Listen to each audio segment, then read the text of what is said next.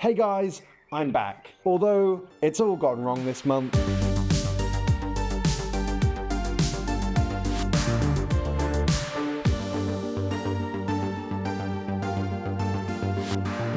I think it's been a sad month. We've had bereavements in the family, multiple, and then there were last-minute work trips, which became even more last-minute cancellations, and it was pretty obvious by midway through June that I wasn't going to be able to spend hours out here working on the car this month. But I still wanted to make some content, and I thought, what can I do that's maybe easier and definitely going to take less time, but provides some entertainment value and maybe gives you a bit more context about me and my background with cars. And I remember that during COVID, I started posting an image a day, because I miss driving, of cars that from my past. So from my very first car through to now, I would post an image with a description, some anecdotes and some stupid stories, so that people could judge my awful rides throughout history and judge me by extension. And I thought, I do AI stuff 80% of my working life. Let's just get it all generated by AI once I've got that data from Instagram. But then the perfectionist tendencies started to creep in. And I won't say I spent quite as long as I would have if I'd been working on the car and then working with my excellent editor Tom to put all of this together. So, for good or for bad, everything you're about to see is going to be AI. Generated off my persona from transcriptions from YouTube and content that I've made and cars that I've owned. The script, the images and the video, it's all AI. Let me know what you think, and even more importantly, let me know what you think of some of my embarrassing cars over time and tell me about some of yours. And I will see you next time when I will probably chop that bit out of the car so I can finish taking the dash out and we can move on to the next step. Thanks a lot for watching as always. Enjoy. So before I could even reach the pedals, I was already obsessed. And it all started with my dad's 1984 Jaguar XJ6 in classic British racing green. This thing had dual headlamps on each side, which to me was cool. And get this, it had two petrol tanks as well, one on each side. So every time we filled it up, it felt like we were prepping for some cross-country drive. It even had an amazing number plate, Ed209, like the robot from RoboCop, which I definitely shouldn't have been aware of at that age. When that car got taken away for bag racing, honestly, it was one of the saddest days of my childhood. I'm going to give it a full 8 out of 10, purely for the memories. Then came the 80s, and with it Knight Rider. That 1982 Pontiac Firebird Trans Am kit started probably my lifelong obsession with pop-up headlights. I mean, the car talked, it drove itself. Turns out the actual car wasn't that great, but try telling that to 8-year-old me. 6 out of 10. But here's the thing, I actually preferred the 1977 Trans Am from, say, Smokey and the Bandit. I once found one for sale as a teenager and tried to convince my dad that we should buy it as a restoration project. It'll be educational, I said. I'll learn about cars. I think he actually considered it, maybe for about 5 minutes before common sense kicked in. I still think about that one. 7 out of 10 for being the one that got away. On my bedroom wall next to the obligatory Ferrari F40 poster, there was a 1986 Porsche 911 Turbo slant nose. Again, I love those pop-up headlights. I never saw one in real life until I was an adult, but that poster really started something, and little did I know that I'd actually end up owning a Porsche, well actually, a couple of Porsches, decades later. 8 out of 10 for planting the seed. And then there were the Gran Turismo years. The 1996 Dodge Viper GTS with those white stripes over the dark metallic blue, it really captured something. And I even tried to paint those stripes on my first car, which was a disaster. But then when I finally got to sit in a real Viper, the interior was worse than a dodgy old Vauxhall. It was a proper letdown. Meanwhile, the Honda NSX Type R, I sat in just a regular NSX that same day, and that cockpit-style interior felt like a jet fighter. And that's when I really switched from loving American cars to Japanese ones. So the Viper gets 5 out of 10 for the looks, and the NSX gets the full 10 for just being absolutely pretty. Right, now we get to the bit where I actually start owning cars, so brace yourself, it's not pretty. First up was a 1984 Austin Metro Vandenplas. Inherited from my grandpa in that light blue on the inside and the outside, it was as slow as you would expect, maybe slower. But did I leave it alone? Of course I didn't. I thought it needed some Cobra-style white stripes over the top. I know. It somehow made it even less cool, which I didn't think was possible. It was my first car, and somehow it even survived me and went on to another owner. But I'm only giving it 1 out of 10, and that's only because you never forget your first car, right? Next came the Nissan Bluebirds. Yes, plural. First was a white hatchback that decided to basically give up the ghosts on the way back from Alton Towers with my friends. It's pretty dramatic. It lost hydraulics too, and the brakes seemed to stop working as we gradually rolled into a bush. So I got another one, a dark blue saloon this time. Tried to make it proper sporty with colour-coded trim, and I even went to a scrapyard and nicked a spoiler off for an A70 Supra and bolted that on the back. Someone did break in and they stole my Kenwood CD player. Honestly, that's pretty much the strongest memory I have of these forgettable cars, but they did start my love affair with Japanese brands. So I'll give it 2 out of 10 because at least they look better than the Metro. Then finally, my first childhood dream car realised, the 1988 Honda Prelude. When I was 7 or 8, I kept a Sunday magazine just because it had an ad featuring the Prelude with its 4-wheel steering. Seemed like the future back then. Over a decade later, I found a really well-worn example with pop-up headlights that worked most of the time. Fastest thing I'd ever driven with nearly 150 brake horsepower, but the previous owners must have been chain smoking the entire time, as I spent hours trying to get out the cigarette ash from the carpet. I never managed it, but those headlights made me smile every time. 6 out of 10, mostly for the pop-ups. University ended and a graduate loan arrived, and what was the most sensible thing I could do with that? Buy a car, obviously. I was torn between a Mitsubishi Galant VR4 and a Toyota Celica GT4, but I was a Honda boy at heart, so I traded in my old Prelude for a Mark IV Japanese import Prelude 2.2 VTEC. Nearly 200 brake horsepower, wraparound interior, straight out of the 90s. It felt like a proper sports car. Unfortunately, it had some minor issues, like really low oil pressure, and the dealer had fixed this by smashing the warning lights behind the dash. I'm not joking, the car died within weeks. Legal battles started, and when I finally got my money back, I also got back my Mark III, and they had accidentally poured paint stripper over the roof and bonnet. 2 Hondas dead in one go. 6 out of 10 just for the VTEC. Then came rock bottom. While I was trying to settle the legal shenanigans with the Honda, I had to borrow a car, a Vauxhall Cavalier. Faded matte green paint. It looked like an industrial machine and drove like a steamboat. I got pulled over by the police who thought it wasn't even roadworthy, which was fair enough really. They opened the boot only to find like 100 fake guns from a short film I was making with my stepbrother. While I was explaining this, one of them gave the rear wheel arch a bit of a kick and half of it fell off. It was really embarrassing. 1 out of 10, and that's cherished. This was a terrible car. Next up, 2 Nissan Primeras. Finally being sensible, right? Well, wrong. First one I modded with parts off an EGT to make it look proper, and then, like an idiot, I chucked it into a ditch after overtaking, wait for it, a driving instructor. He pulled me from the wreck and he drove me home, and then in front of my dad absolutely tore into me, which was all that I deserved. Broken arm, snapped wrist, massive lump on my head, and that ended my bad driving on public roads. After that, I got an SRI, which was basically the same car, just with a nice badge on it. Still sensible. 5 out of 10 for teaching me a lesson that I needed to learn. So now I've just started FX Home. I've moved back in with my parents, and I have approximately no money. Perfect time to make another terrible car decision, right? My girlfriend's stepdad offers me his BMW 325 Ci, the E36 version, that he's about to scrap. It's got 160,000 miles on the clock, but it still has that creamy straight-six engine and a pretty classy interior compared to what I'm used to. The only problem was I could only afford the cheapest, hardest tyres known to man. So this thing would drift just pottering to Tesco's. Not on purpose, mind you, it just had no grip whatsoever. It lasted another 10 or 15,000 miles before the gearbox completely gave up and was beyond economical repair. But it had started something. My love affair with German cars was born. 6 out of 10, because it was pretty classy. And then came my first sensible decision. A year-old Ford Focus 1.6 with an actual warranty. Some bloke at the dealership actually wanted my knackered BMW, so I got some money for it. The Focus was economical, reliable, properly fun to drive on back roads around here in Norfolk. It never went wrong at all. until the van decided to park on the bonnet while it was, actually parked itself, destroying the car.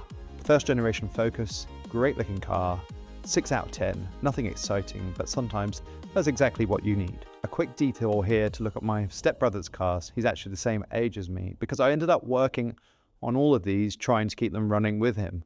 James got into cars a little bit later than me, but somehow landed models that I would have liked to have had. He started with a blue Vauxhall Astra, which was basically held together with body filler.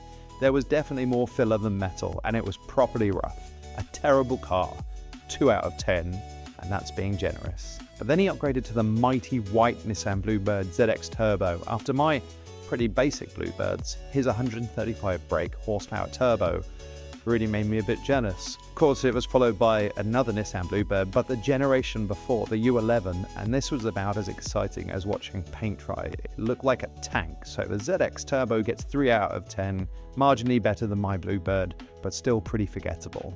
But the real kick in the teeth came when he got a Nissan Primera EGT, the one I tried to make my one look like, basically a touring car you could buy straight out of Gran Turismo. It was white and aggressive, and I really wanted it. So that Primera gets 6 out of 10 just because it edges my Primera by being the real deal and not ending up in a ditch. 2006, FX Home got proper offices and we were actually getting paid a bit, and Focus was still going strong, so a perfect time for another daft decision.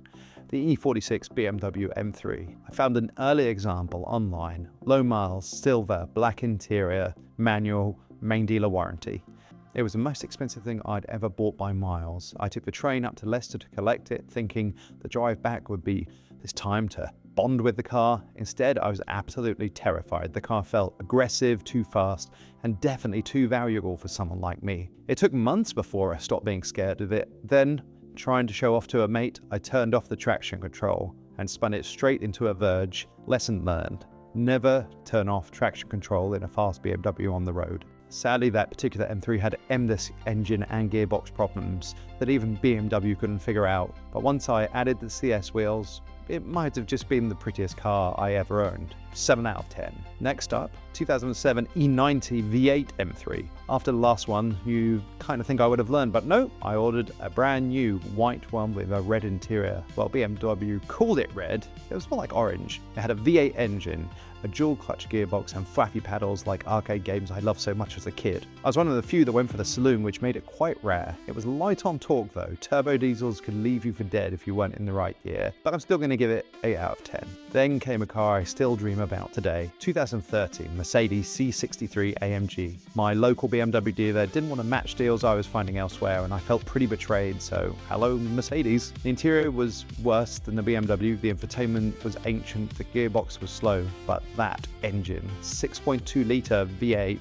kinda partially from the SLS supercar. The most glorious sounding car I'll ever own. People would ask to sit in it, rev the engine. You don't get that with an M3. Only car I've got framed on my wall. 9 out of 10. Given the space and the money, I'd have another tomorrow. BMW offered me time with the new i8. Twist my arm into collecting my next car early. Plug-in hybrid sports car, flagship of the range, space age inside and out. It wasn't as quick as they made out, but it was probably interesting. Problem was, everywhere you went, people took photos of it and kind of looked at you, made you feel like quite an idiot. And getting out, it was full tuck, duck and roll onto the pavement, thanks to those mental doors and the high sills. Real-world battery range was also appalling at about 18 miles, but it was a great-looking car, 7 out of 10 for being different. The C63 itself was a hard act to follow, but I got a killer deal on a BMW M5, twin-turbo V8, 553 brake horsepower, quick as supercars at the time. But it just couldn't put the power down. When it rained, you might as well stay home. That's why the new ones have all gone four-wheel drive. It was too big, too heavy,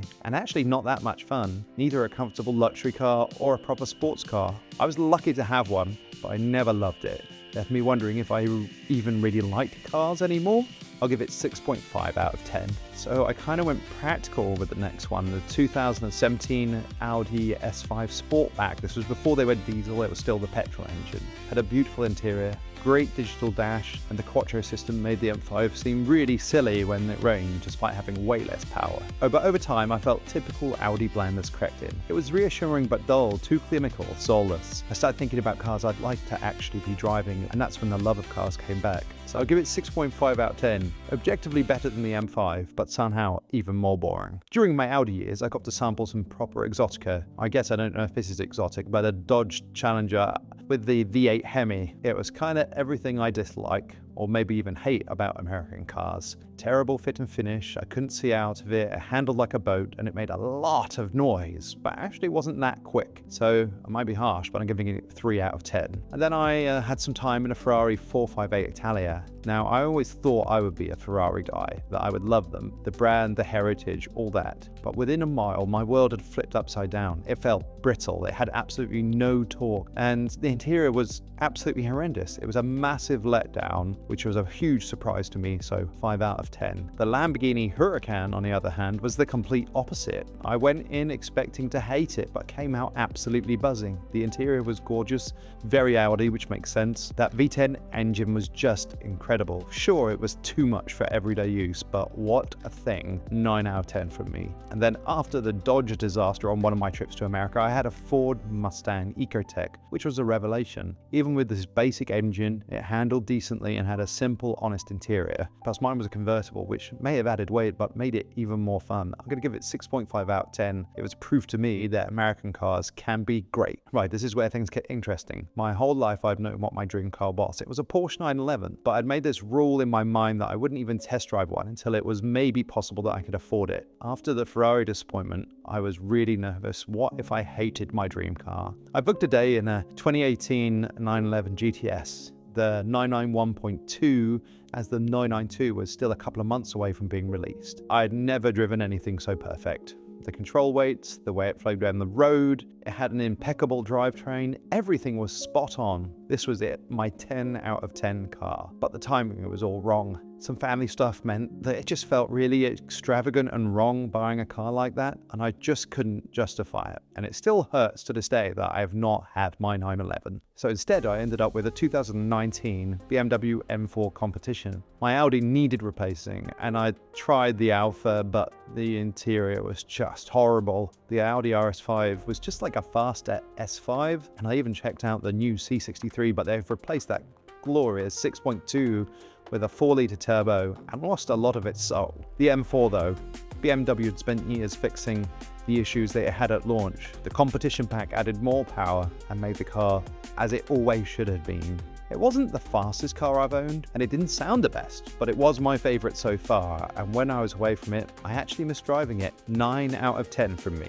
At this time, I also had a go in the new M5 that came out, and even more importantly, the new M8 Competition. Despite sharing so many parts with the M5, it felt actually a bit more like my M4, just with the quality and the power turned up to 11. The only problem with the M8 was that it was massive and the nose was way too long, but I'm still going to give it 9 out of 10. I did like that car. Then I tried the M2 Competition, thinking maybe let's downsize a bit. It felt like a toy M4 with a really weirdly high seating position. It was a fun little thing. 7 out of 10, not the best M car, but far from the worst as well. My M4 was going back in 5 months and I'd been thinking of going electric. Problem was, I was a bit of a petrol head and nothing out there really did it for me. Everything electric had compromised handling, dodgy build quality, or really dull looks. And then I test drove the Porsche Taycan Turbo. It was the best car I've ever driven on the road, and the range might not work for everyone, but for me it was perfect. It was really a childhood dream and a grown-up aspiration to realize it and actually get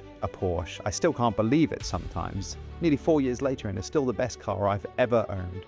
It's quiet, outrageously smooth, and it handles better than it should possibly be able to considering how massive and heavy it is. The future of cars is way more exciting than the past. When it's time to replace it, I'll probably get another one unless one of the dream cars comes available. Another 10 out of 10 car for me. We also replaced our last petrol car with a BMW iX. This is now our family car. It's significantly faster than it needs to be, and it has a practical and interesting interior. The seats could use more support, but the infotainment is miles better than the Taycan. Seriously, Porsche need to up their game here. It doesn't handle like the Taycan, but as a family hauler, it's massively better.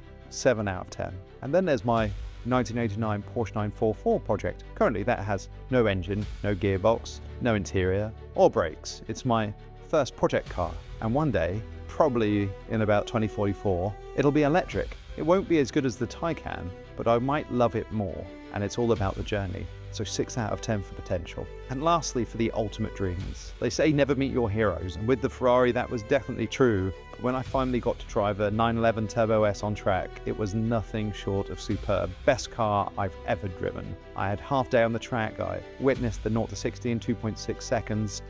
I also had the Taycan Turbo S on the track the same day, and while that was good, it was nothing compared to the 911 Turbo S. Maybe I'll get this car. 10 out of 10 for me. But the absolute dream, the absolute pinnacle, still a Porsche, the 918 Spider, the plug-in hybrid hypercar with nearly 900 brake horsepower. It's a dream. I guess if you told teenage me that one day I would own a Porsche, I would have laughed. So never say never. Another 10 out of 10 for me, and I haven't even driven it.